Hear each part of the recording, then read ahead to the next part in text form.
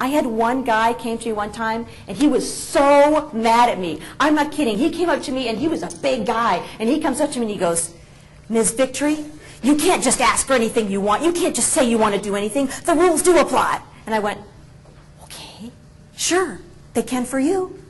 And he looked down and he said, "I want a yacht. I don't make a lot of money. I'm never going to have a yacht, and you shouldn't set me up to think I can have a yacht." I said, "Okay, I'm with you." I said, "Well, how about this?" I said, "After this program, how about I do a little unofficial coaching with you, and maybe we could figure something out so that you are less likely to want to throttle me. How's that?" And he said, and he looks at me and he goes, "Okay." So I said, "Here's what I want you to do. I want you to go down to the marina, and I would like you to go and meet people who have yachts and ask them how they like yachts. Maybe you wouldn't even like a yacht if you had it. Maybe it's a lot of trouble." And I said, "Go down, meet some people, and then call me up and tell me how that goes," right? He calls me up 1 week later, and he says, "I hate you."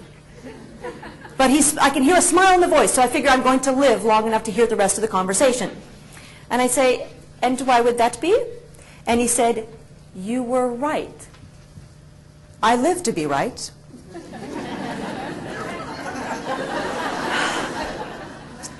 "And why would that be?"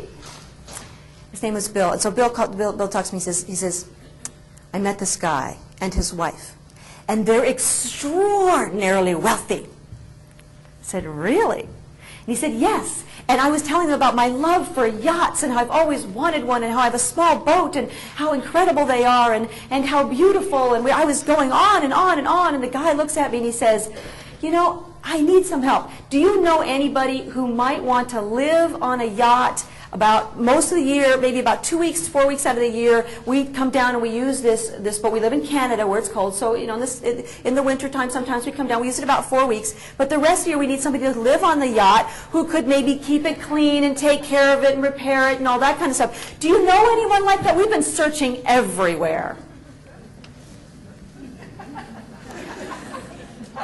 I love to be right. You don't have to own the yacht. You don't have to own the yacht. So think up the idea first, and then we'll work backwards to how are we going to make sure you get a yacht.